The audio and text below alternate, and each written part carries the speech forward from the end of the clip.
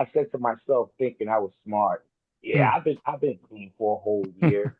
I could just have one. Hmm. That was the mistake that I made, and that one led me to wearing a diaper because I couldn't control my bowels. My pancreas went bad. I was walking with a walker. Um, caught high blood pressure, diabetes. Hmm. I was on my way to dying. My addiction affected my family and in a bad way, you know. To this day they judge me, you know. They didn't let that go at all. Like, so everything I accomplished in my life don't even matter no more. Mm. They just look at me as an addict now, as somebody that's used. Like, they still think I'm using. What I know for a fact is that the strongest addiction is what's known in the Arabic language as al-istikbar. Al-istikbar is a combination of two things: apathy and judgmentalism. Apathy and judgmentalism are two sides of the same coin. This is the strongest addiction. Why? Because when people see another person who's struggling with an addiction, they think that they're better than them. Yeah, we don't want to be treated like the one, but that's why we have rooms like this. That's why we Mm. have NPS, we have peer support, because we're also your family now. You understand? Hmm. Just like you Right. came to us and you Yes. talked to us, that's why you gotta understand. We gotta treat these rooms like they're the rooms, even when we're not in them.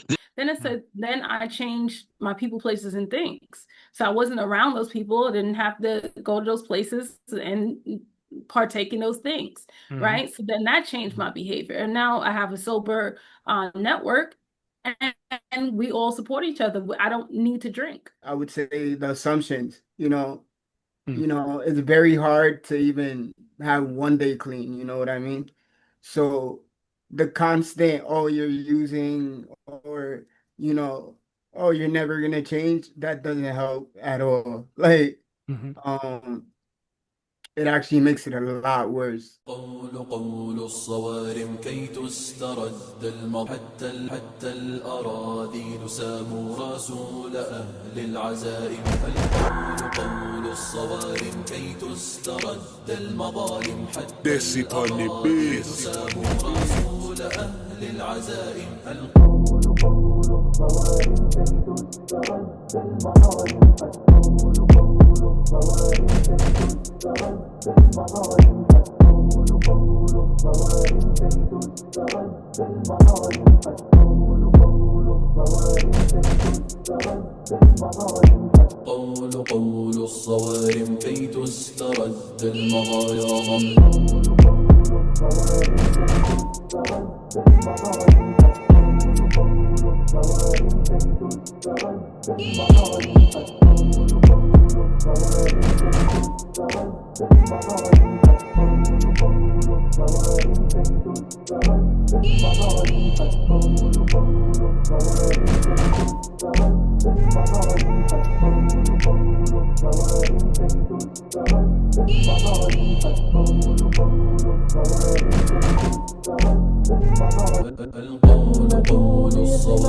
كي تسترد المظالم Assalamu alaikum wa rahmatullahi wa barakatuh.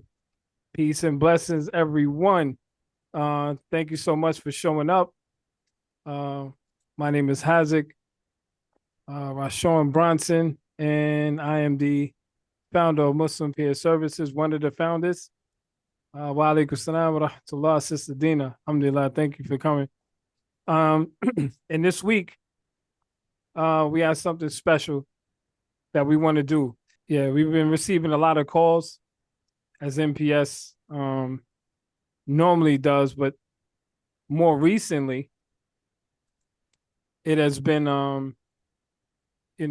calls coming from family members, loved ones, people in the community, just asking about help. Like, what can they do to help family members that are dealing with addiction? How can we best serve them? How can we best talk to them? What are the best ways to get through to them? And I thought, what's the best way to ask those who actually went through it? Because a lot of times we don't have family members that show up for us, the way that we need to. Some of us don't, some of us do. Some of us would have loved to have family members in our corners when we was at our lowest point. Some of us, might have not wanted to have certain people in our corners because of the way they react to things. So I said, what better than to ask those who have actually went through and either fighting addiction, have conquered their addiction, whatever level they're on, at this point in their lives. And alhamdulillah, we came up with a few good people. We have our own brothers who are always with us. Of course, Sheikh Ibrahim is in the building. We have our brother Gareth always in the building. And then we have our special guests. And I'm gonna start from we have our sister Neff, and of course MC Mikey. Gotta have my guy over there. Peace to all of y'all. I got my man Short Fuse. He kills you with that Short Fuse. I haven't gotten the chance to take that It's off. all good, I'm Franz, sorry. man. It is all good, brother. I got brother Franz in the building, and then we got an extra special guest. My man Big Frank is in the building. What's up, Yes, Frankie? sir. Hey, what's up, man? How you doing? I'm good, brother. Good to see you. Good, definitely to Yes, see you. sir, man. Good to see you too, man. I ain't seen you in a long I time, man. know, bro. I know, bro. And you looking younger. Something's going on. Something good going on over there. I'm trying, man. I'm trying every day, man. I'm taking it every day, man. One day at a time. I hear you. I hear you. Now, just to be clear with everybody, you share as much or as little as you want. There's no pressure here. There's no judgment here. What we're here to do is to help these families and to help, our fellow peers who are going through addiction and struggles. And we're here to give some advice, to those family members who are definitely looking, for help. They're looking for a lifeline. Hopefully to help their siblings or their parents or whoever it is in their family, help them through their struggles. So I'm gonna jump right into it. Let's start with, we're gonna start with a question. Actually, you know what? Is it all right if I ask everybody just tell a little bit of your story? I'm gonna start with my man Franz. Can you just tell us a little bit of your story and how far you've come? Yes, definitely. Good evening, everyone. My name is Franz. I'm a grateful recovering substance use abuser. What's I've up, been Franz? in recovery now for 2 years, uh, 11 months, and 27 days. And Congratulations, bro. it was not easy, but I dedicated myself to recovery. And today I could say that I live recovery. It's part of my life. It will be my life for the rest of my life. Mm-hmm. And that's about it so far. I'll let everybody speak until we come around again, and I'll explain the situation with family members and things like that. Got you. Perfect. Let's go with Neff. What's up, y'all? Yeah. What's up, man? So a little bit about my journey. I am in recovery. Um, I'm a peer counselor now. And so I'm learning a lot more about recovery. I don't necessarily subscribe to addict anymore, or any of that, right? I think that there's a big thing with co-occurring disorders, right? And so I used and utilized alcohol to mask a lot of the emotional and mental trauma that I had. And so now I am 2 years and some time into sobriety with not using alcohol. And I am 3 years and some time into therapy. And that is ongoing. Recovery is ongoing. So it is not it's not here and now thing. It is lifelong. And so I am a continuously, I would say, recovering person, right? And I want to make sure that that is known, is that we're people first. And so I'm continuously in recovery. Yeah. Beautifully Thank said. Beautifully said. I like that. Mikey? Afternoon, guys. Or good night. Yeah. Michael, I am currently still struggling with my addiction. Um, I was sober for a year and some change because of my mental health, and I wasn't taking care of it, Mm. caused me to relapse. And I just went on a spiral this year around. It's been pretty bad. But I'm trying to get back on my feet. Mm-hmm. You know, I got people who are there for me, even though, it's hard for me to accept help, you know. Um, but yeah, that's really it. Gotcha. Gotcha. We gonna get back to you, Mikey. But Mhm. just to and this is what it looks like. Everybody's on different planes, different levels sometimes, and it's all a struggle. It's all a struggle. And for those who think that they can't relate, life is just like that, regardless if you're dealing with substances or anything else. We've all had some form of addiction somewhere, somehow that we had to, that we are battling. This life in general, just, some people chase the bag to the point where it's an addiction, where if you take them out of that sphere, they spiral. So it's a lot, but everybody has their own levels and their own degrees of struggle. And we don't look down on anybody. We don't ask any questions about why they're not in a particular place. A lot of that just, you know what? This is a part of it. This is what recovery looks like from all angles, you know?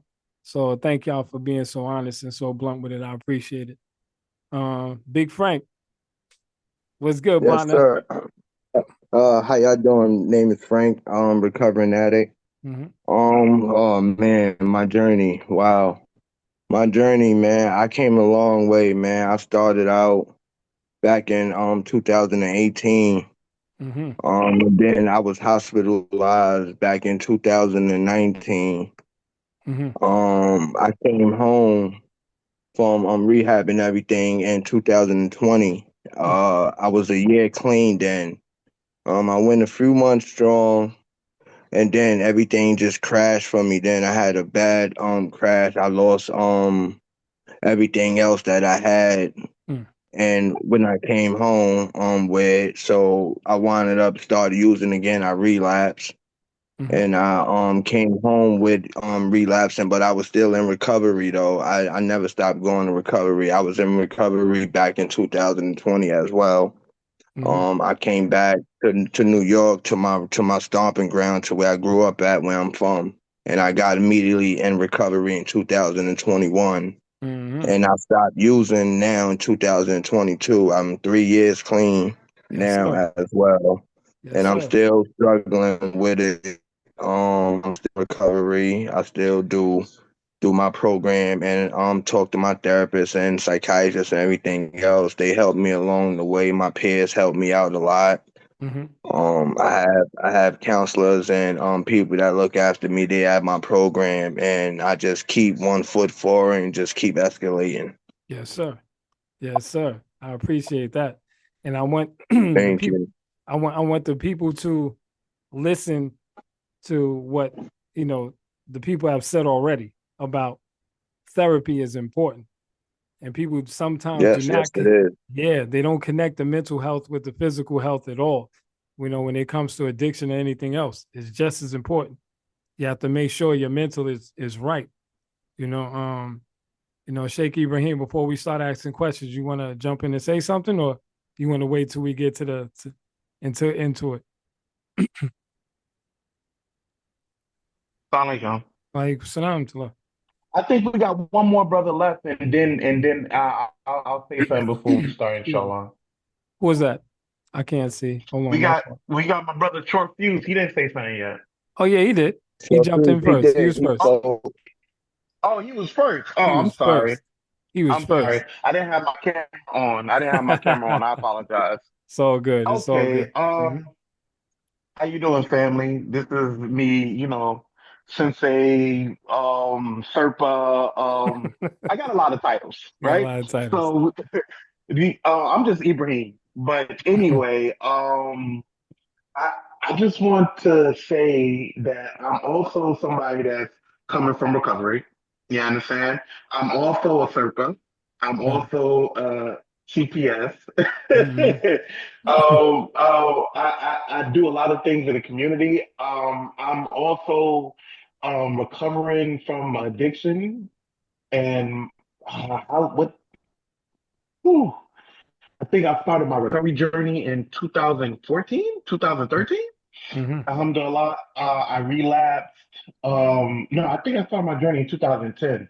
mhm, And then I actually took it serious when my uncle brought me down to the program in 2014. mm, But anyway, long story short, I'm also somebody that's recovering from addictions, and I just want to say how beautiful that my people look out here. All y'all look really well rested. Y'all looking good. Y'all look like y'all still in the fight. Mikey, I see you there. You can try to hide off the camera, but I see you, Mikey.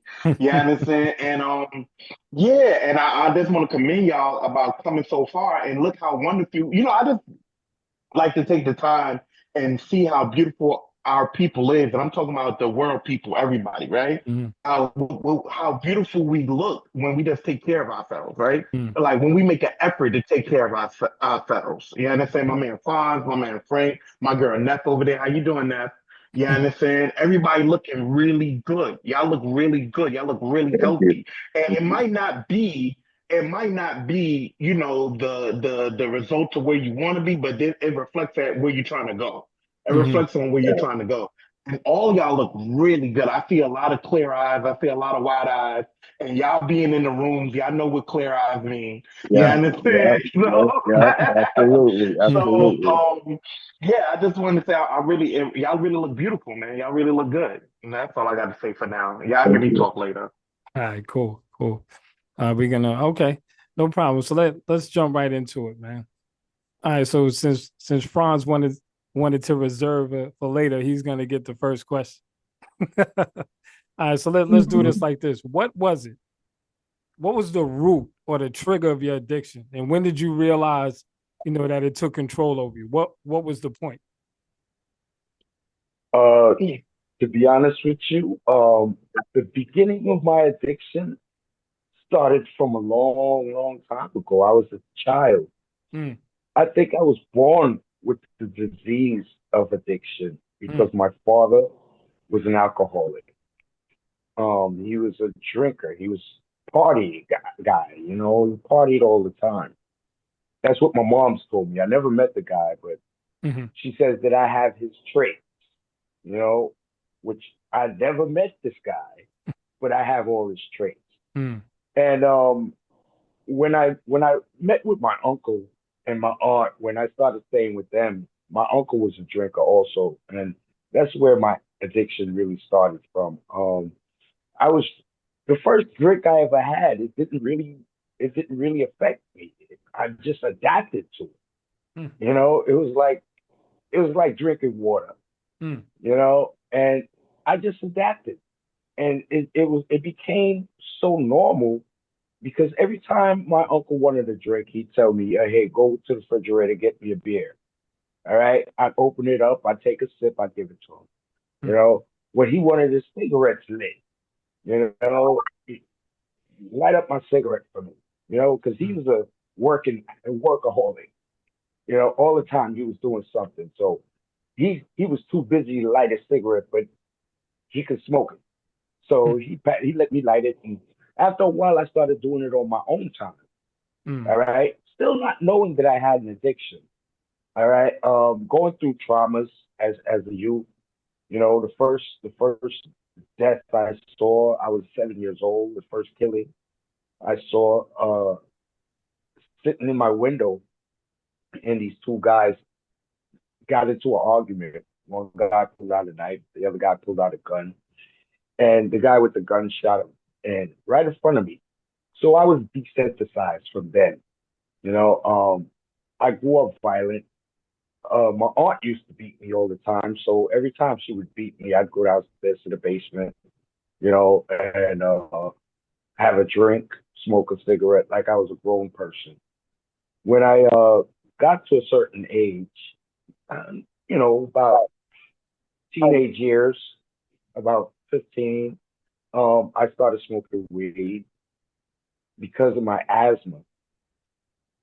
It did help me out with my asthma a lot, Mhm. but then it became a problem because I met these other guys and we started selling crack and mixing the crack with the weed, and I got into that, and I did that for a long time. Mm. Still I was drinking every day. I was constantly drinking. I never stopped drinking, and it was to the point where I couldn't tell.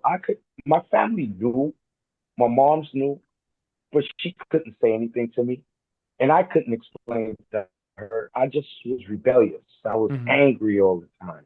That's why. That's why the name Short Fuse. Yeah, Mhm. I had that from when I was small. My uncles and them used to always say, "Oh, that child has a short fuse. He has a short fuse." Mhm. So they started calling me that, Short Fuse, and I had to live up to that name when I got into school. Mhm. I had a lot of fights because I was getting beatings and punishments. I used to have to kneel on grates, the cheese graters, the metal ones.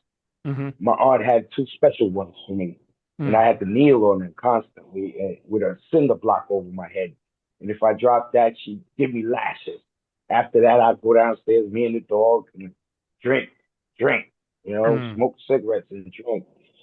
But after a while, though, I when I got older, I decided that I wanted to stop. The first time I tried, I went to rehab. I stayed for the 28 days. I got out. I didn't really learn anything. Mhm. I just got clean for a minute.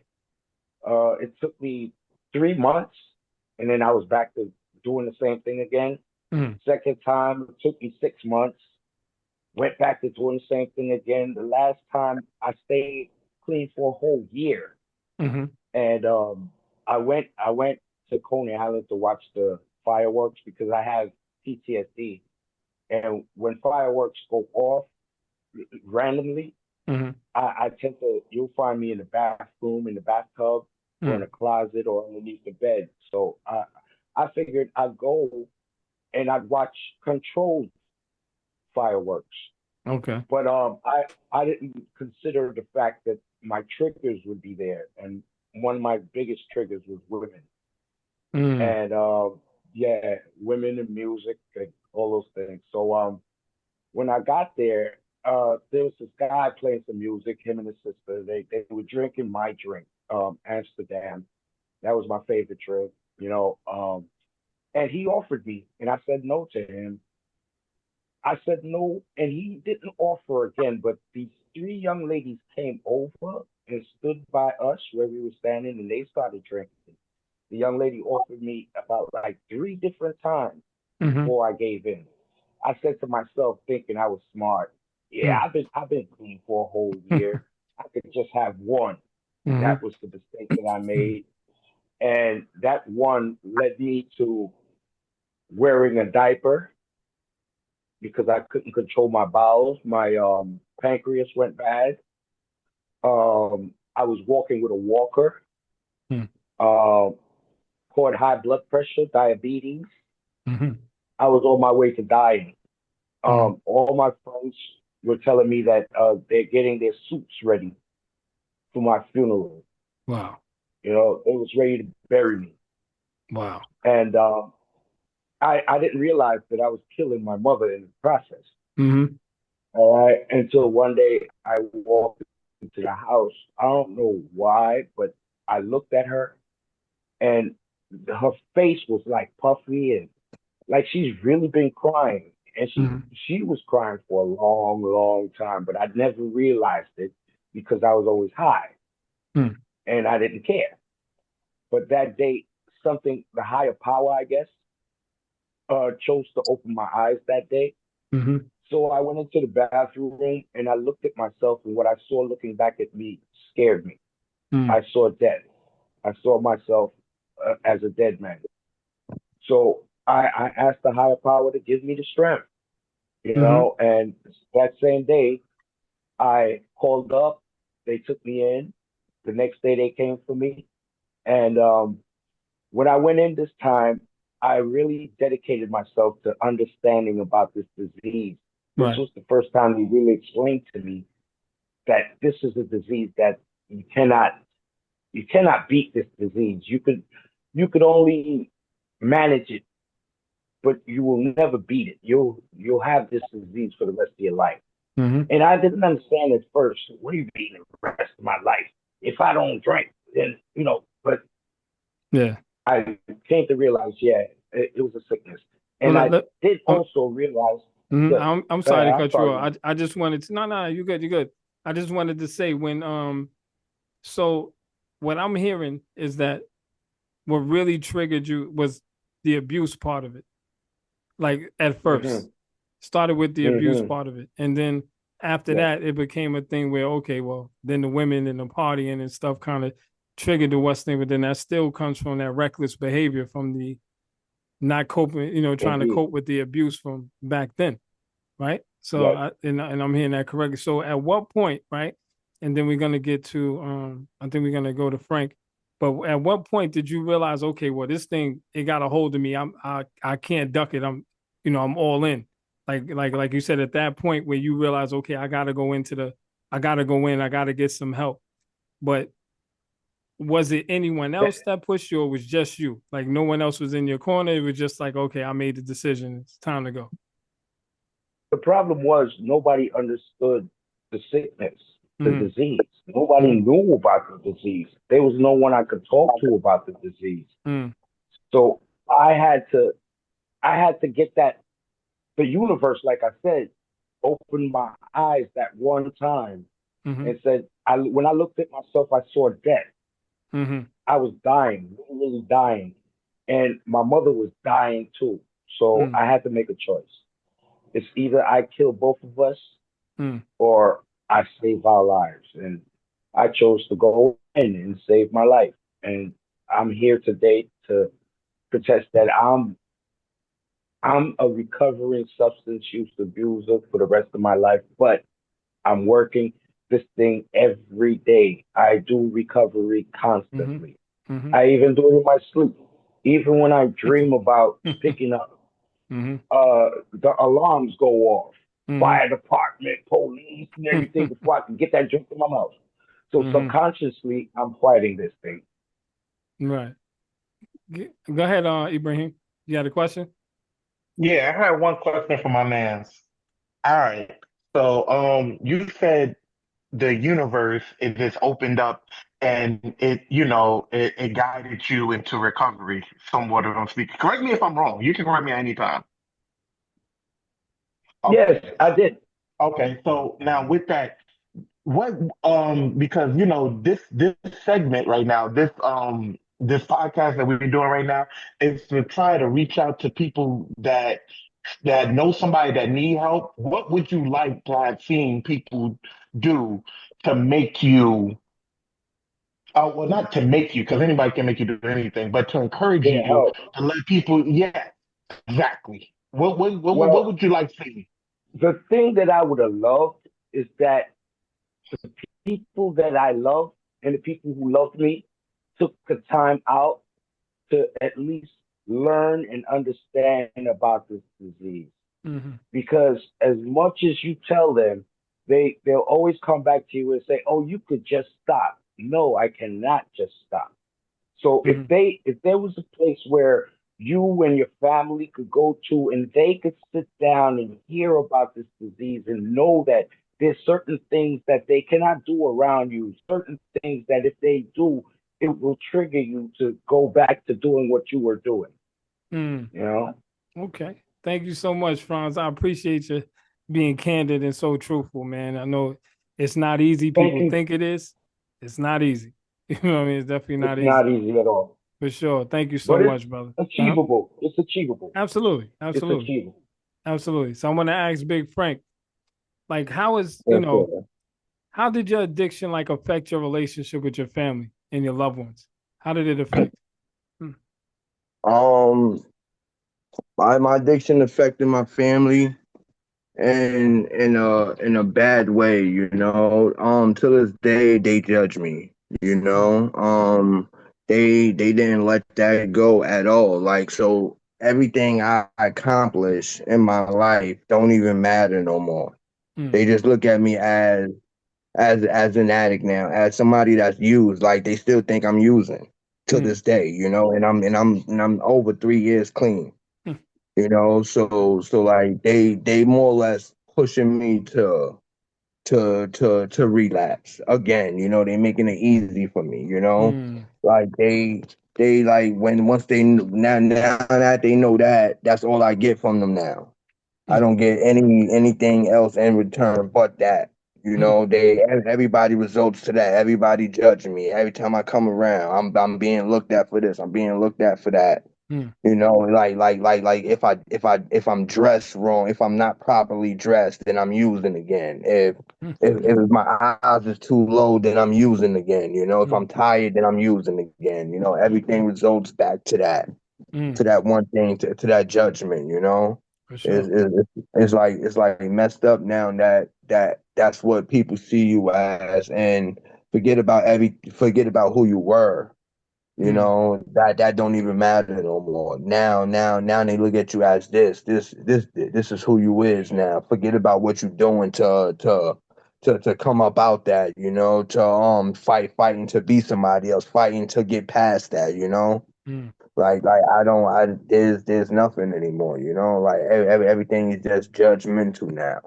Wow. So even through all of the, you going to programs, you going to this, and especially you was traveling. I remember, bro, you was going up here, going to watch the kids, coming back, taking treks to come back, to Yes, make and I sure that you still stay in do. I still recovery. do. Yeah, yeah, yeah. Yeah. So for sure, and still same thing, dismissive, like, you know, Yes, wow. yes. Still the same way, brother. Still the same way, and I don't understand it. You know, Mm, like no matter if I'm getting drug tested or not. You know, all that don't even matter. You wow. know, people take one look at you and they could say, oh yeah, you using. You I know, hear it's you. like, huh? Like, come on, man, come on. Like, Mm, like, like, like people gotta be better than that. You know, for sure. it's like, come on now, like that way of thinking, you know, it's Hmm. like, come on, so basically I can't talk to you about anything of what I'm going through because you're gonna result to me, oh, you just want to use or you're using again, you know, it's Hmm. like it's Hmm. never ending now, you know. Right. So let me ask you So the same question that Franz was asked, or actually one that's in the mhm. chat. What is something that you would have loved to have heard from your family or seen from your family that would have be like, you know what, that would make your process of recovery easier? Like if you could talk to your family right now and you could just blatantly say whatever you need to say, what would you say? What would you say to your family? like I like where the support at? Mm, Where's the support at? Like I'm struggling to stay clean. mm, You know, like this is an everyday battle. You mm-hmm, know, like people don't understand that. Like what you going through mentally. You know, they just look at this dark side of you, and they hold that against you. They hold that against your head. You know, mm, it's like I much rather have you say like I see the change in you, like I mm, see where you came from. You know, like I see what you did. You know, what I'm saying that don't let nobody hold you down. You know, like mm-hmm, keep striving to be better. Like I mm, see it in you. Like I believe in you. mm-hmm, Like I'm riding this with you. I'm riding this wave with you. You're not by yourself. Like anything you need. mm-hmm, Like you ever want to talk to somebody, I'm here. I'll just listen. I mm, won't have no judgment, no feedback. I'll just listen. Let you get it off your chest. Whatever you gotta say. mm-hmm, You know, I that's what I would like for my family to understand and see, you know, see me, see the person that I was before that, you know, see right. the person that I am after that. Mm-hmm. You know, like no, you don't. But they can't see past it. You know, for some reason they can't see past it. Mm-hmm. You know, but I would like for that to happen. Bro. And I hope that does happen for you, man, because we all kind of need that. You know, not kind of need it. We all need it. We all need that kind of support. And listen, Frank, I said I've been rocking with you for a while, and I see your strength, Yeah, brother, and I see what you've been going through. You've been handling some other stuff even outside of your own issues, man, and it's tough. It's tough. yeah, But I appreciate it. I applaud you, man. I'm rooting for you. I'm in your corner. You know what I mean? So if you ever need anything yes. from Thank me, you, you know brother. where I'm Thank at, you. bro. You know where I'm at. Yes, sir. Yes, sir. Yes, sir. Much respect, man. Yeah. Yes, sir. Yes, sir. Go ahead, Gavin. Assalamu alaikum. Good evening, everyone. Walaikum Um, salam. Story really compelled me to speak on the strongest addiction, because addiction, as we know, is not limited or is not relegated to just shooting something in your arm or snorting something or smoking something or vaping something or inhaling something. Addiction is just like autism. It's a spectrum. It's a whole range of things. And for those that don't know, my profession is chaplaincy. I'm a chaplain, I'm a counselor, I'm a therapist. Based on just life experience that Allah has allowed me to acquire, coupled with my professional experience, what I know for a fact is that the strongest addiction is what's known in the Arabic language as al-istikbar. Al-istikbar is a combination of two things: apathy and judgmentalism. Apathy and judgmentalism are two sides of the same coin. This is the strongest addiction. Why? Because when people see another person who's struggling with an addiction, they think that they're better than them. Then they think that it can't happen to them. Having those two mindsets is some of the most dangerous mindsets for a human being to have. Facts. To think that we're better than someone, and or to think that it can't happen to us. Mm-hmm. Super high octane toxic behavior. Right. And if we were really better than someone, we would try our best to help someone. By us being Exactly. judgmental and by us claiming that we're viewing someone as quote unquote inferior, and while we're quote unquote superior, that's the proof that we're not better than someone. Because if we were better than someone, we wouldn't even want someone to be lower than us. We would want someone to be at our level, if not higher. That's the sign of a superior person. That's the sign of a better person, that they want other people to be better than they are. If we don't have that mindset that we want other people to be better than us, that's the proof that we're not better than nobody. Mm-hmm. And if we had that negative mindset, that is the strongest addiction. See, it's easy to judge people when our sins are in public knowledge. It's easy to do this. But once we got to do this, once we got to point the finger at ourselves like we point the finger at other people, that's the issue.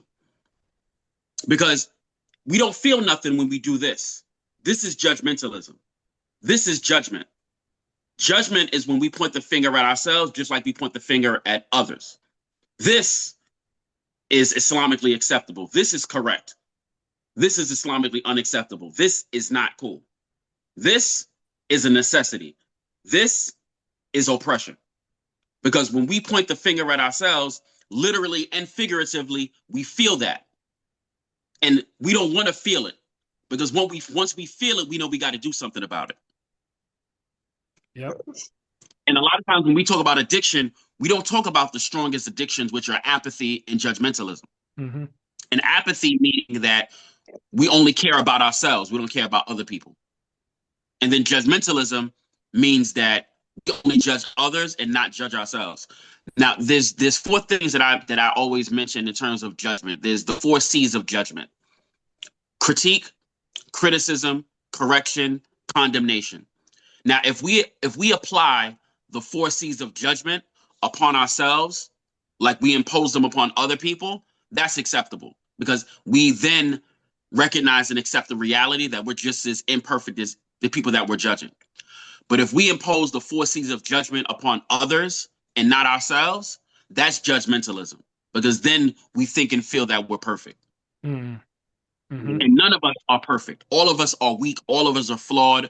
All of us are sinful. All of us are imperfect.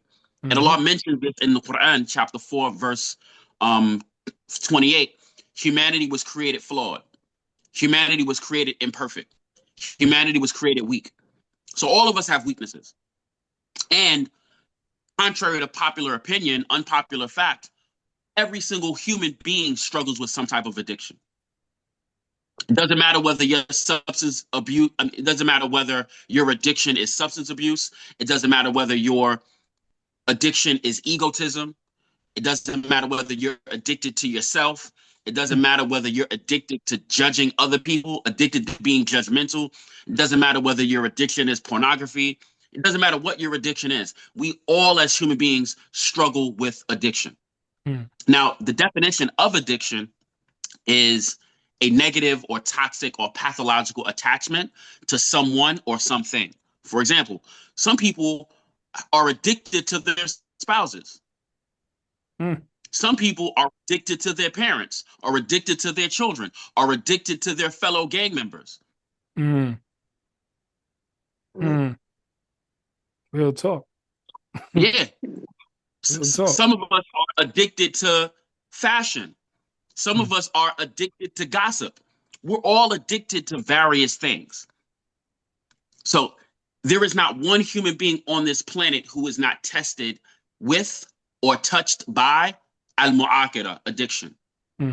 But what prevents people from helping other people is that we think, oh, addiction is just for them niggas. It's just for them people. No, it's for us niggas too. Exactly. It's for us people too. Addiction applies to all of us. Yeah. Can I say something really quick? Yeah. Garrett? I'm sorry, Chase. You was on the roll. I just had to point out to my brother Frank. You understand? To add more fuel to what my brother Garrett was saying. This is why when our families and our friends and our loved ones come to us, this is why you feel the way you feel. You get that kind of response you get. Because obviously we're the only people that have addictions, and you're the one who got caught with the bag. You understand? So most of the time they feel like, what is your problem? Why you got to be the one? Why you got to be the one out of all of us? We all are surviving with our addictions, with our sex addiction, with our drug addiction. Because I'm pretty sure you go to the hood that you grew up. You understand? Is a pretty much people outside drinking and smoking the same thing you was in recovery for. I'm pretty sure when you go out to Coney Island, people doing this every day and they're not in recovery for it. Either they don't know that they have an illness, either they don't care that if they have an illness, or it's just easier for them to continue to do what they're doing. You understand? Than to go. You see, you understand? Y'all the strong ones. We are the strong ones. We are the strong ones because, like my friend Frank, like my man Fonz, like my girl Nat, we're the ones that actually put in the work. It's really, you know how hard it is to really take yourself out of your element and go into recovery when you're the only one that's doing it for you and you alone. And for the Muslims, we do it for, the love of our Lord and everything. But I'm just saying, just to go off for you alone. And like you said, you have nobody in your corner. You understand? So you're the real warrior. You're the real hero. The only reason why your family is giving you that kind of backlash is because obviously you're the only one that ever got caught with the bag out of the whole family, even though our grandfathers, our grandmothers, our cousins, our uncles, and we didn't even touch the mental illness part. We're not talking about the dual diagnosis. We're not talking about that was the next question. Right. Yeah, understand. We're not even talking. This is a big, this is a big topic. We can have 3 segments about it. You understand? Because you got you gotta really dissect. Because at the same time, I feel the same way, Frank. And I'm sorry, Nap, I'm gonna let you talk right now. You understand? And it really like the way you felt and the way you would just described how you felt. I was there. And I'm pretty sure a lot of people that's on the chat was there with you. It doesn't mean we don't come from good families. It doesn't mean that we don't have people that love us. It's just the fact that we the one who got caught with the bag. We're Yeah. the one who got caught. We're not the only one that will ever get caught because, God forbid, down the line, you're going to have a nephew, a niece, a daughter, a son that might have problems. And the addiction can be just like what you said, Shake. It could be Mm, your umi, it could be your abu, it could be your mother, it could be your father, it could be your uncle, it could be your toys. Like I know brothers that's addicted to food. I got a couple addictions. The mm. drug stuff was just I'm addicted to shoes, clothes, smelling good, looking good. I love a beautiful wife. Like I got a couple addictions. You understand? So Right. when you really cut it up, you can't be mad at them for that because they didn't get caught. So now they got to point the finger at you and shame you to make you feel away so you don't do it again. Mm-hmm. But, Yeah. And but it's the other way around. It's making me want to do it again. facts. That's the thing. It's That's the not down making me part. not want to do it again. Mm-hmm. It's That making me want to go to it again. But you yeah. see, that's when we got to remind ourselves that we didn't do it for them. We did it for us. Mm-hmm. That's Yeah. when we that's why we got to take them out of it. Yeah, we want to see that admiration from our mother, our father, our parents, our cousins. Yeah, we don't want to be treated like the one, but that's why we have rooms like this. That's why we have NPS, we have peer support because we're also your family now.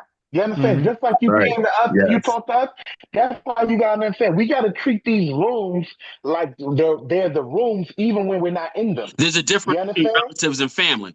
Mm-hmm. There you go, my papa. Yeah, yeah, Every, yeah. every You know everyone what I'm that relates saying? to us ain't family. Yeah, that's true. Nah. Hold on one second. Hold on one second. I see you, Franz. Just give me a second because I had something we gonna, we got a time limit, but I got you, Franz. Just give me a second. Y- Because I wanted to get into something that Sheikh Ibrahim touched on, right? Especially with Neff, because I know she's where she's working. I'm sure it's a lot of this that goes on. But hmm. a couple questions. One, but you can mesh them all together, right? Was there anyone, let's say, in your life that reached out to you during your lowest point? That's question one. And the second part of the other question is like we was talking about the dual diagnosis part. Can you speak on that a little bit and how that comes into play in your recovery? Yeah. So, there's the outreach. Um, Frank mentioned it. Like, there was no one, right? With me, and I speak about myself, right? Keeping an eye. Um, there was a lot of suffering quietly, right? There was a lot of no one understands me, or no one knows what I'm going through, that type of thing. So in over 20 years of suffering, of using alcohol, those type of things, there were people ever so often, right? Back and forth.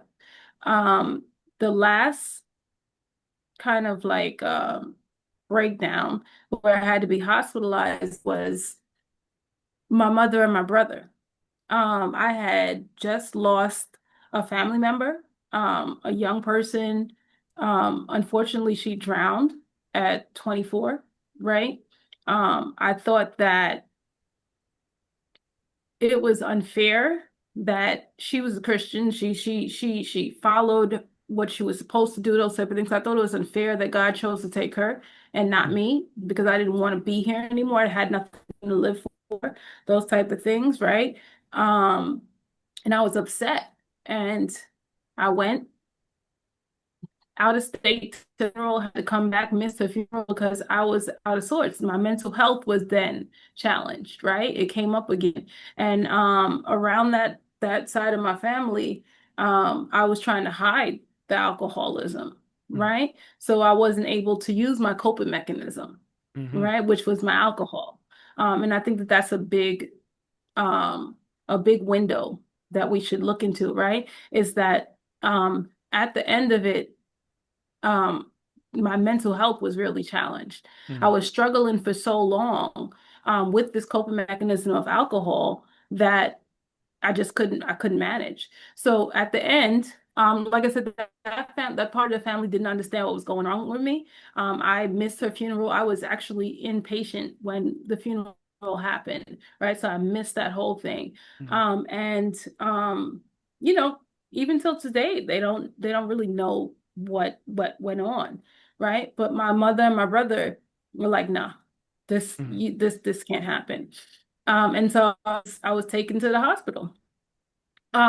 So reflection wise, there's a big part of looking back and understanding what I was suffering with, but there's also I have on my maternal side family members who suffer, not suffer anymore, right? Who are challenged. I don't use words that people can understand, because Mhm. when we use negative words and people don't want to identify with it, everybody suffers and has challenges. But when we say challenge, it's a different thought Sure. process, right? Sure. So we're challenged with mental health, one person, but then was also challenged with addiction. And it was addiction from coping, right? From a Mhm. childhood, he had trauma and he coped with it through alcohol and drugs. Mhm. And so looking back, I already knew um, that it was in my genes, but it was something that I picked up. And Mhm. to everyone's, respect, everyone's point is that there's an underline of um not being heard, not being understood, trauma where we can't speak about those type of things, not feeling like we can talk about it, Mhm. in communities and in people of color communities. A lot of the time we can't even there's an underline of keep it in the house, or don't speak about it, or don't embarrass the family, those type of things. So Mhm. that for me was an eye opener with the co-occurring as well, right? Mhm. I took an understanding of I don't need this alcohol anymore, right? And I'm gonna bring in harm reduction because harm reduction for me was the big thing. Um, Alcohol took me from grieving as a child, as a teenager, which is a child, right? Of getting pregnant and having an abortion by myself, couldn't talk to my mother about it, held that for very many years. I was on my own at 18, 19, right? Holding it down. So I had to just keep going. So alcohol was the part that took me away from it, right? Mhm. Supposedly. And it's the fun thing to do. It makes you the life of the party. It makes you forget about certain things until it doesn't, until it rises above the surface and it's like it's ruining your life, Mhm. right? It ruined my life. And so again, reflection, knowing that my family, I was always cautious of using drugs because I knew that it was in my family, right? Unfortunately, my dad drank and what I thought was a social drinker, but that also did not work out for him. He is no longer here, and it is partly because of alcohol, if not a big consequence of why he's not here.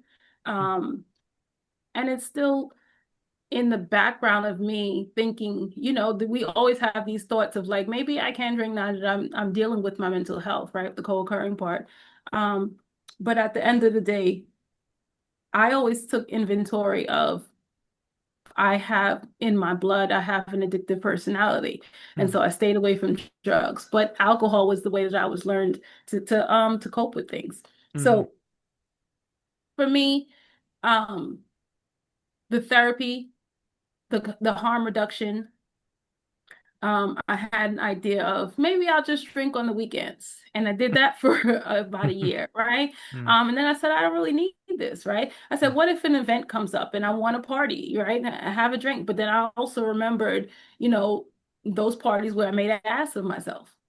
Right. So then that was a part of it. Then it Mhm. said, then I changed my people, places, and things. So I wasn't around those people. I didn't have to go to those places and partake in those things. Mhm. Right. So then that changed my behavior. And now I have a sober network and, and we all support each other. I don't need to drink Mhm. in this circle. And then I don't need to drink outside of the circle. So it Mhm. does change the balance. And then um as far as therapy, I was consistently going to therapy. Mhm. I was in at my therapist every week for like 3 years. Mm. You know, there's also a stigma of talking to therapists, and whether it's telling the business of the family or the stigma behind it, as far as like if you go to a therapist, you're crazy. You know, that's a hard pill to swallow, whether Certainly. you're addicted to something or not, Right. right? And so it took me a while to get there, but when it did open up, I took off running, right? And to Garrett's point, we have to also give it back. You know, there was a thought process from one of my peers that was, you can't keep it unless you give it away, right? There's a part where you have to try everything possible, right? In order to recover, in order to get on the bandwagon to recover. And so I attended NA, I attended AA. I got more information. Now, will I live by these principles? No. But will I take something from it? Absolutely. Right? We have to be in the rooms in order to be a part of it. And that's what pushed me forward. And then like, yeah, recovery never stops. Once you get into it, we can have lapses, we can have struggles. But at the end of the day, we have to understand what recovery is. And recovery is a process of change, right? That's what we learn. That's what And we learn. we know that, right? By which individuals, right? By, Miss Joby's not but on their this full live. potential. I go into all that stuff. But at the end of the day, Right. I'm striving for my full potential. You know what I'm saying? And so that there are always people who are rooting for me. And that's what I had to reframe. I remember the negative, but I don't keep it as my motivation. And in my recovery, I have friends that I had to reach back out to, make amends to, you know, apologize. And they really was like, keep it.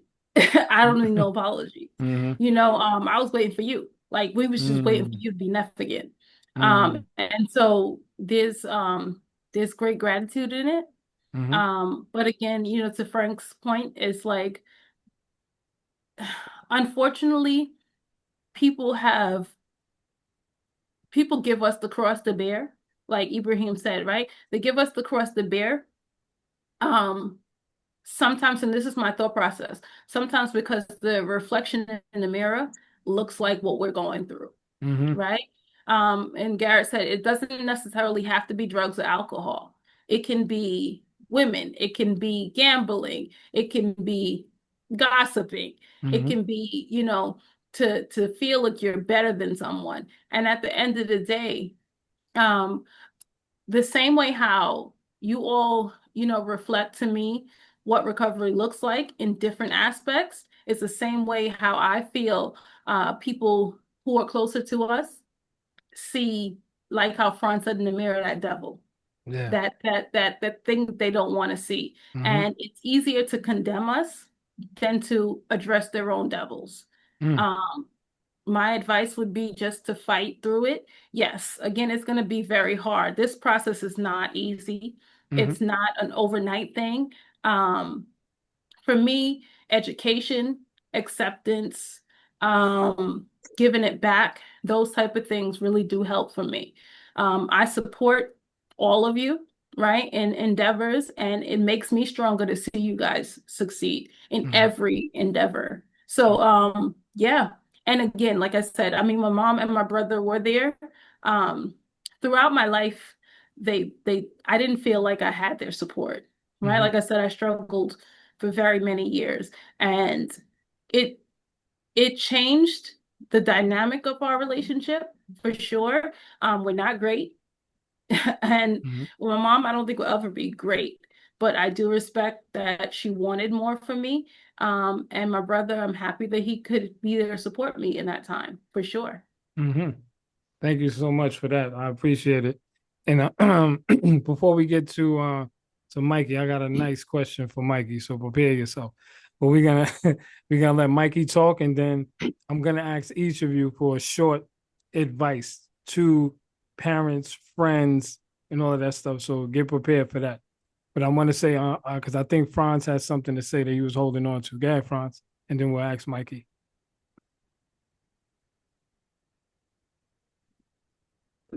I just wanted to say that without a change of lifestyle, if I didn't change my lifestyle, I think I would have been still drinking and getting high. It starts with the individual. I had to know that the lifestyle had to go. It's not just the substance. I put down the substance. Fine. I'm no longer drinking. But if I'm continuing to do the things that I was doing when I was drinking, it's just as bad as me picking up the drink or the drug. So if you really want it, you have to change your lifestyle. First of all, you have to find out who you are. And the way to do that is to be honest with yourself. You know what I'm saying? And know that, okay, I have a disease, I have a sickness, I have to work on me. All right. And be honest. And then try not to do the things that you used to do that caused you this problem.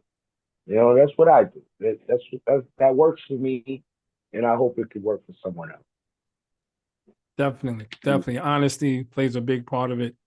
Being honest with yourself and coming to grips with reality.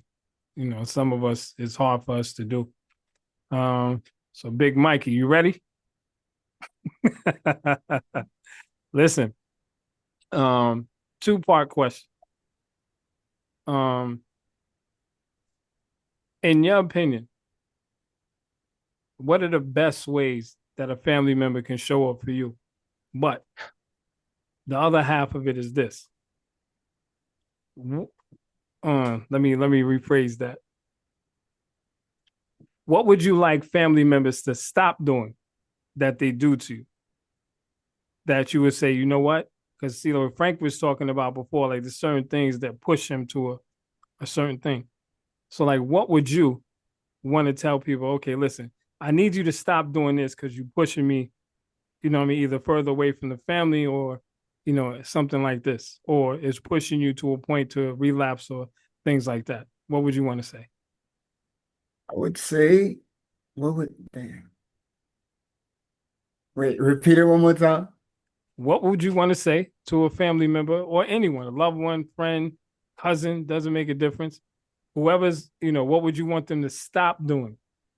You know what I mean? Like, someone who's trying to, that think that they're pushing you to the edge of, okay, either relapse or they're pushing you in the direction that you're going, that you're struggling. What would you want them to stop doing and start doing? Well, to piggyback off Frankie, I would say the assumptions, it's very hard to even have one day clean, you know what I mean? So the constant, oh, you're using, or, oh, you're never gonna change, that doesn't help at all. Like, it actually makes it a lot worse. Just be there. Like, sometimes, how can I say? People know when we're lying, right? They know. Just be there for us. Because there's gonna be a point that we're gonna say it and you're gonna notice that it's actually happening. Don't give up. Because that feeling of abandonment is a very dangerous slope, especially for an addict. I hear you. For me, at least, I can say that. No, I can say for me too.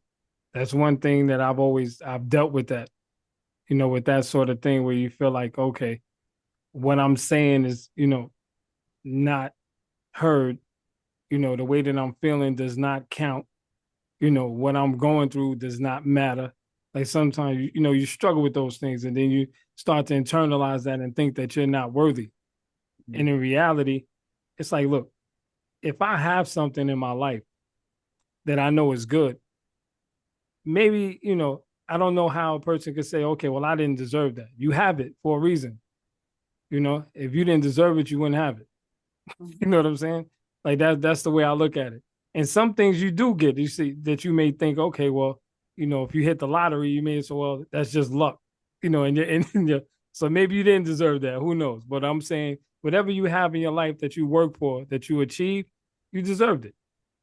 One way or the other, whether it's a test for you or it's something that's good for you, that you can use. So, all of that is a positive thing. But I would say also, with Mikey, I want to ask that first question. I don't know if you answered it, but then you did speak about earlier when we talked about the mental health aspect of it. How important is it to you to stay in therapy, to seek therapy, and where would you be without therapy? Okay, so for me, my addiction has always been caused by my mental health. Um, I was diagnosed with depression from a young age. I want to say like 12. I was adopted, so like, I never really felt like I was part of the family or like I was always different. You know what I mean? So like there was always that depression inside of me that I wouldn't let out. Mm-hmm. Um, Without therapy, well, I've tried getting off therapy plenty of times and I just end up back where I'm at.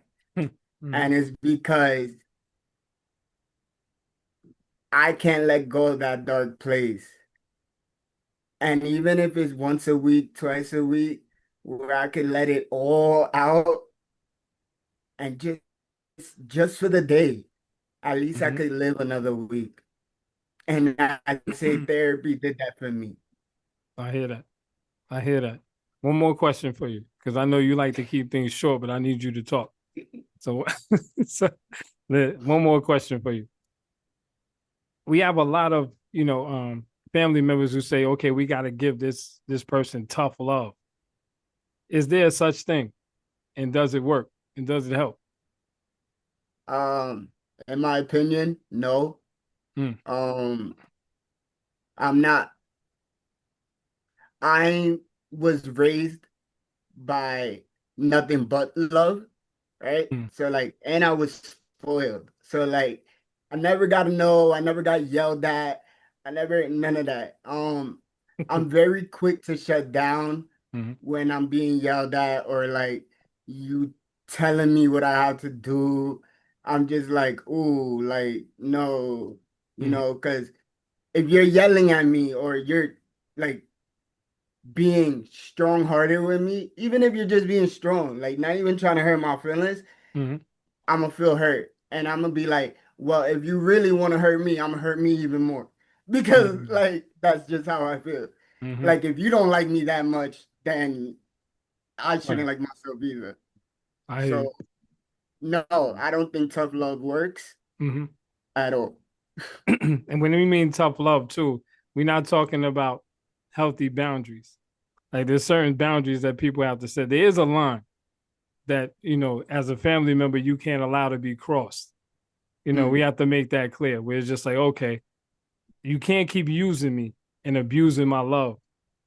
And people have this thing about this unconditional love business. I don't, only thing I've ever seen that in is maybe puppies. They may unconditionally, people always have conditions for their love. I'm not going to love you if you hate me. That's just not going to happen. You know what I mean? Like it's just certain things that but there's got to be boundaries where you can't say, okay, well, I can't Brother keep giving. Havoc, Yes, sir. I'm sorry to interrupt you, but the reason why we call it tough love is because we don't have any boundaries. That's the phrase that they use when they don't have boundaries. It, You understand? It's right. a tough love. You understand? I just want to put that in No, perspective. I You hear you. understand? I hear you. And that's maybe what it is. That's why I asked the question. Because I don't, there's certain things like when people say love hurts, it shouldn't. Why does love have to hurt? You know what I mean? Like there's certain things that people say, like I'm giving them tough love. Okay, why does love have to be tough? Why can't it just be love and let it be that? It's a lot of us that say, but like I said, but I want to just make sure that nobody's being misled, that we're saying that you can't have a line that you can't cross.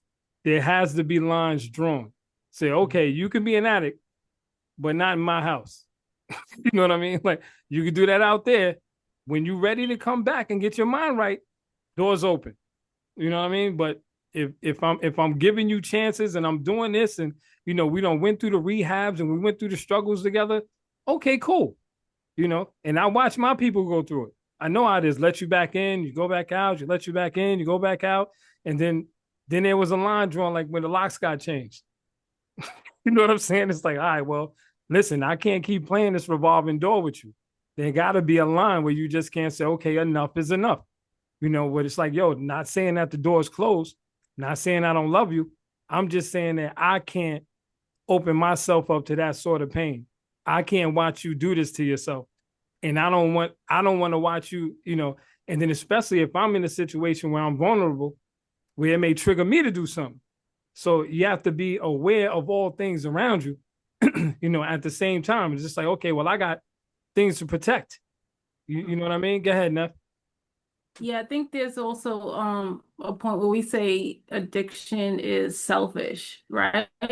Where it's kind of like we're doing it to ourselves, but the reality is that we're doing it to everyone around us. And sometimes we don't like the response that other people are giving. Like I said, it's the same thing with like seeing the devil, but there's also a thought process of there's hurt, there's sadness. They want us to be better. There's not an understanding of it, right? Sometimes we can't even explain what's going on with us because we don't understand it, right? That's where the mental health part comes in. That's where like community like this comes in, where we can have a forum to ask questions and understand and share with each other. That's when the humanity part comes in, where it's also like we're human. People are hurt. And if you understand it as hurt or lack of knowledge, it's kind of like a baby. It's like babies or puppies, right? Or animals, where it's just like, oh, it's so cute and it's so innocent until it's not, right? Until something happens and now it's like you're the worst person in the world. But then again, we have to understand what we're going through first. And that's where the understanding comes from. We have to identify with each other. People who, like I said, everybody has something. And that's why I try to stay away from the word addiction, because we need to normalize what we're going through. Yes, it is an addiction, but when people hear negative, right? They not me, Yes, you. You know what I'm saying? Yes, you. Identify with it so that you can then understand what your brother or sister is going through. Yeah. Certainly. Thank you so much. So I want to ask, we're just going to go around quickly and get very quick advice. I want to ask Frank, if you could advise a family member of someone who's dealing with addiction, what would be your advice? About the family member of someone dealing with addiction, to seek out and get help.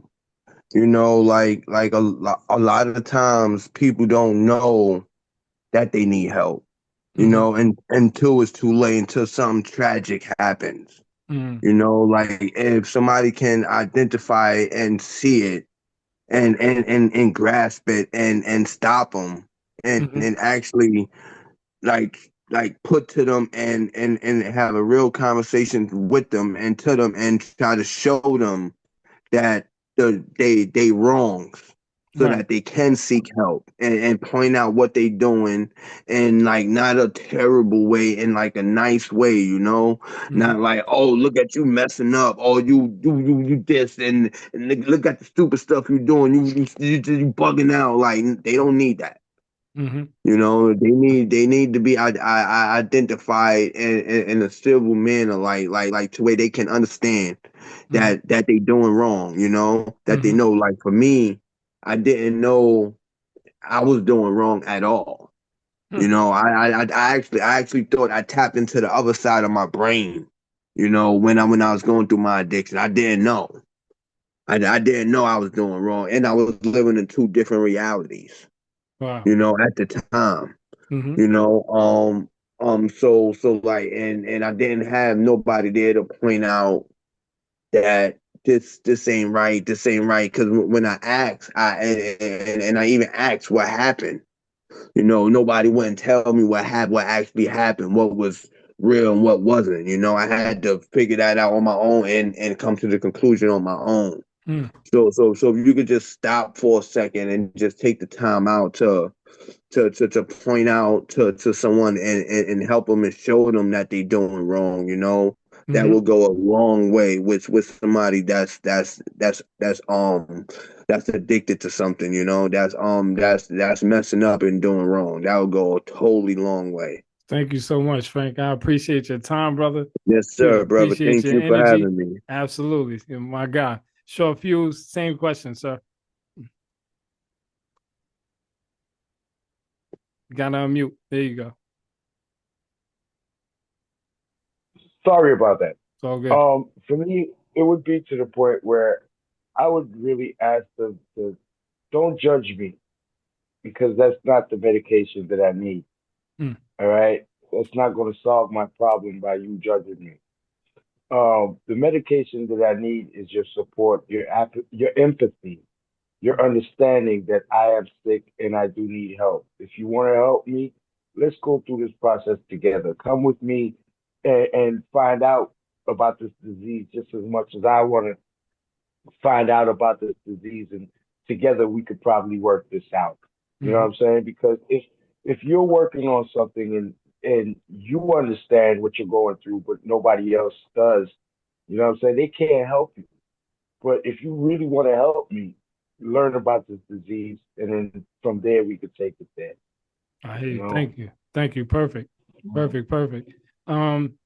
Sheikh Ibrahim, some advice? Yeah, I got some advice.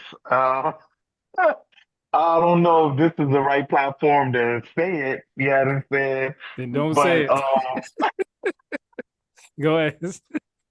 all Go ahead. right. So my advice to the recovering addicts and people that's working on recovery and people that's in recovery and people on this forum, you know what I mean? Bump them. My whole thing is bump them. You understand? I know we all ain't there. We all don't have that kind of get up, and we need support to a level. But you're not going to get support from a place that's not giving it anyway. You understand? So my advice is bump them and find your pack. Find your pack, find your family, find your knack. You understand? Bump them. You understand? I'm not telling you to cut off ties. You still got to be at the cookouts. You still got to be at the Christmas dinners. You still got to be at the graduations. But guess what? After you there, that same energy, you got to let yourself shine. You have to show your family that you're shining regardless, that you're still in recovery, you're still looking clean, your glasses are clean, your haircut is sharp. You got to be there every time, and you're going to put on a show. You're going to put on a Fashion Nova that they never seen before. You understand? That's what you do. Bump them. That's my advice. And then find your pack. I've seen you, Frank. Just give me a second because I know it's almost 10 o'clock, so I want to Yeah, hold on. yeah. Go ahead, Frank. No. I just want to say he said bump him. It's funny you said that because how you supposed to bump your immediate family, meaning your moms, your brothers, when they lean on you at the same time? How is that possible to bump? Oh, that's easy. That makes it even easier then, because now they got to come to you. You understand? So you can bump them, but when they come back, they're not going to come with a judgmental finger. They're going to come with a hand out instead of a judgmental finger my brother Garrett was talking about. You understand? Because Yes, yes. if y'all, you see, we gotta understand we ecosystems. You understand? In every ecosystem, you need certain things that operate. Now you just identified that you're a really big part of your ecosystem. So at the same time, they can't shoot the chief. You understand? Because if you shoot the chief, who's gonna lead the village? You understand? Yes, So sir. make sure that it's a correlating relationship where, okay, yeah, I'm not just gonna come out here and I'm gonna help you go grocery shop and I'm gonna help you do all these things, and then you gonna go around and call me a dope, a crack, this behind my back. That's Right. not gonna work, because then I'm gonna remove my energy. I'm gonna remove my energy from your presence, and then you gonna have to love me from afar. But guess what? You still got to see my black behind when I'm at Thanksgiving, when I'm at the birthday party. You still got to Right. see me. You know what I'm saying? Don't get me wrong. Bump them don't mean cut them off. It Mm. means bump them. You know what I mean? Let them go by their way and you go by your way. And then when Oh, y'all link up. You see, you gotta understand that's the difference between friend and family. You can't cut family off. right, You right. can cut friends off. You can't Yep. cut family off because anytime something happen, guess what? You're gonna be family again. True, true, Yeah, true indeed. that's true. I like that. That's all I got to say Shaky about Agree. that. Raheem is in the building. I feel you. Okay, Neff, let's hear some advice we got for the family members because there are some family members who are here who are looking for that advice. Yeah. It's more about uplifting than demeaning, right? For me, there's always an underline. And maybe that person isn't ready to speak about what's going on, but there is an understanding of help, right? And what can help. And it's not about what you think can help them, it's about what that person needs, Mm-hmm. right? And so, the same way how recovery is a journey, support is also a journey. And you have to understand that person. If you really want to help them, understand that person in their journey because these things don't happen overnight, and it's the same thing. Support is needed. Maybe we won't speak about it, but you have to understand that this person is going through something.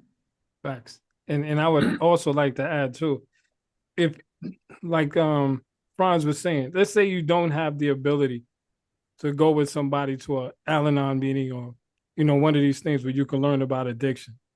Just be there. Say, listen, even if you say like, you know what, I don't know what you're going through. I can't really understand what you're going, but you know what, I'm here. Just be there. And when the person does show up, give them your full attention. Let Yeah. them know Have like, empathy. huh? Have empathy. That's it. That's it. And some of us like Shay Gareth was saying, we lack that as individuals. But everybody can show up in some form or fashion for somebody. And I think you made a good point as far as like the tough love thing, right? Mhm. There is empathy and support, but is also what's the word? It's also uh uh Dignified. They have to keep it dignified. you can keep it dignified, but there's enabling, right? There's Enabling. Mm. also a thing of enabling. Mhm. And so it is a very fine line. Sometimes we think that you can love a person into recovery Mhm. or the support that you're given, like you said, it's like keep the person in the home, even though it's abusing. Like these type of things, we have to understand the balance. And that's the part about education, Mhm. right? Sometimes we are trying to show support in our way, but at the end of the day, it's not helpful because that person is not understanding that, right? So there's a fine line. And again, with us having these conversations, maybe somebody is going to see it and say, okay, well, this is not the way that I should do it. Maybe I should try it in a different way. But then there are outlets. And like I Yes. said, between NA and AA and Al-Anon, like you don't have to necessarily subscribe to these things, right? But education is education. And you get in these rooms to educate yourself and to understand more. And the more we educate ourselves, the more we can see answers and solutions. For sure. I think Mikey already gave his advice, so I'm not gonna bother you, Mike. I know. I ain't gonna bother you. Mr. Brunson, one more thing. Go I'm ahead, gonna brother. shut up. No, All right. we gonna So let Gareth. We gonna let Sheikh Gareth. Oh, I didn't even see Sheikh Zul is in the building too. I ain't even Shake know that. Zulu. Oh, I sound Sheikh like a Zul is in shake. the building. But no, we good. Go ahead, and then we No, gonna let the Sheikh only Gareth thing close us out. Yeah. I wanted to say was, alhamdulillah, I have a really big family, and I have like when I mean family, I'm talking about all my friends and family, right? I have a really good big family, and for the people that's actually in recovery, early in recovery, I want y'all to get this concept. When I wake up in the morning, sometimes I have 12 missed calls. You understand? Sometimes I wake up in the morning on the next day, I have no missed calls. Mm-hmm. Sometimes I call everybody in my phone and nobody picks up. You Mm-hmm. understand? Sometimes I will look at my phone and everybody been trying to call me. The only thing I'm trying to say is every day is not going to mirror each other. One day you're going to have support, the next day you might not have so much support. You understand? Today was a rough day for me. I'm gonna keep it a bed with you. But Mm-hmm. you know what happened? I went outside and I got that vitamin D. You go outside, you get that vitamin D. You get your daily prescription of vitamin D. You understand? You see how God created this world to be beautiful, and you take it as a blessing. You Mm-hmm. understand? Every day, yeah, certain days you're gonna have like a group of us. Like now, it's Wednesday, we all together, and then guess what? Come Saturday, you might not have the same strength. You might not be able to get Mr. Brunson. You might not be able to get Fed Garrett. You understand? You might maybe get a great peer counselor like that. You understand? You might not be able to get a good homie like Mikey to listen to. You understand? You might not get these things, but you got to be strong for you. And that's the type of tough love that I like to instill. I Mm-hmm. don't like to instill the designated tough love. That's why I went around and said that. But that's the type of tough love that I like to instill. You got to be your own measurement of tough love. You can't have somebody else give you a measurement of tough love and say, okay, I'm going to accept it. Because this is how we get mistreated. And Ness was 100% right when she said, okay, it got to be aligned. Because sometimes we give a lot of people a lot of leeway and then we pat them on the back. And I don't want people to get it misconstrued. It's not that. It's just the fact that even though we have an addiction, people can't treat us like addicts. Mm-hmm. And I don't want nobody on this platform to ever allow themselves to be treated as an addict where they feel like they less than. And that's my main point. Because regardless of our family don't have education, so they think that this is personal norm to treat an addict like an addict, however it's seen, no matter what your addiction could be. You understand? But that doesn't mean it's right. All right. That's That's facts. all I got to say. That's facts. And I see Neff raise their hand. But hold on, we're gonna let Sheikh Zul, then I'm gonna let Neff go. I mean, I don't know if Sheikh Zul want to talk. I don't see him on camera. But where's Sheikh Gareth at? He's still in the building? Hey, Gareth, I think he there. Yeah, I'm still Yeah, here. he there. Go ahead, brother. Give us the advice for the family members, and then we're gonna let Neff go, and then we close it out and show. All right, cool, no doubt.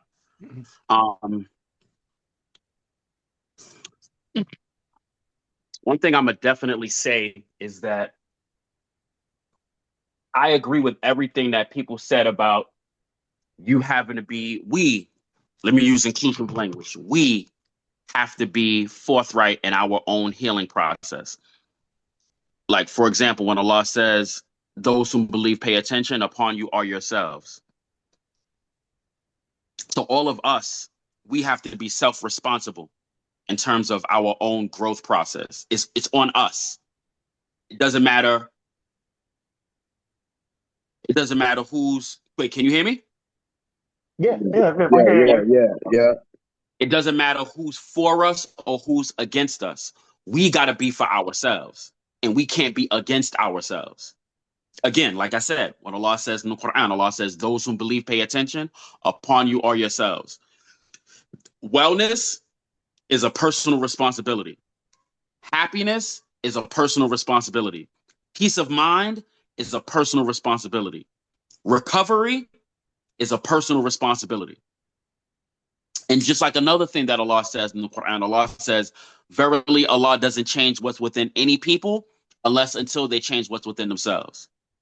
So it don't matter who's riding for you or who's hating on you. You got to ride for yourself. We have to ride for ourselves, and we cannot hate on ourselves. And I get it. We're sensitive. Addictions, especially relative to the severity of the addictions, it puts us in a vulnerable space. It puts us in a compromised space. It makes us think and feel that if we don't have external support, we can't make it. If we don't have people in our corner or on our team, we can't make it. Sometimes we have to have this mindset and mentality to hell with everybody else. It's about me. I'm the team. Star player. I'm the coach. It's my time. That's the type of time we got to be on, because regardless of who supports us or not, we got to do for self. We got to support self. It's 100% okay to be selfish. Selfishness is different from apathy. A lot of times people confuse selfishness with apathy, apathy with selfishness. They're distinctly polar opposites of one another. Selfishness doesn't mean that you don't care about other people. I'm sorry. Yeah, selfishness doesn't mean that you don't care about other people. That's what apathy means. Apathy means that you don't care about anyone except yourself. Selfishness means you care about yourself firstly. It means you put yourself first.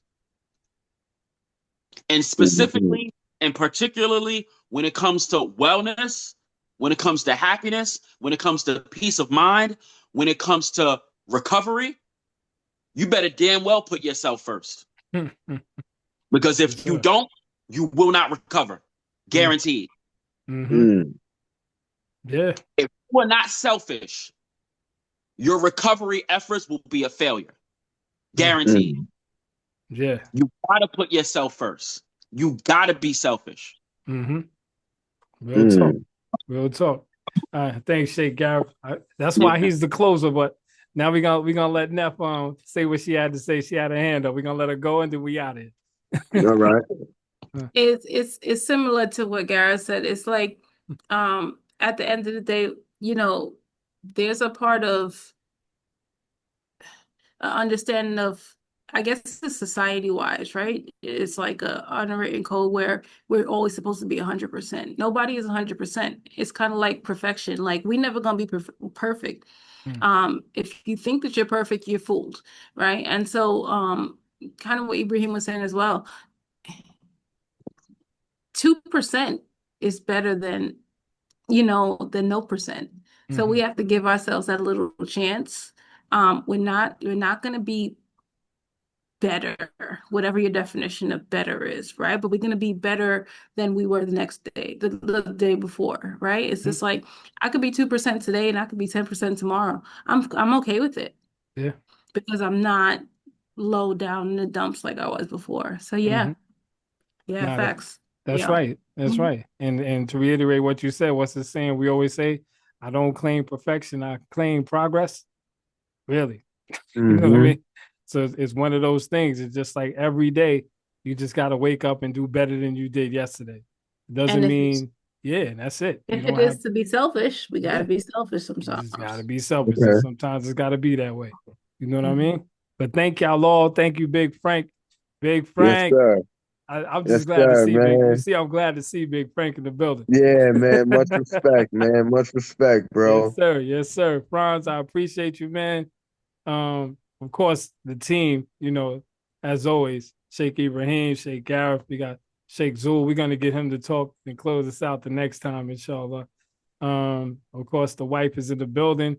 Everybody who showed up, I appreciate you. Thank you so much. Thank y'all for showing up. Yeah. Yeah, man. It's a good night. We got to do a part 2, 3, and 4. Assalamu alaikum. Thanks for watching our video. Please subscribe, like, and share at Muslim Peer Services. Assalamu alaikum.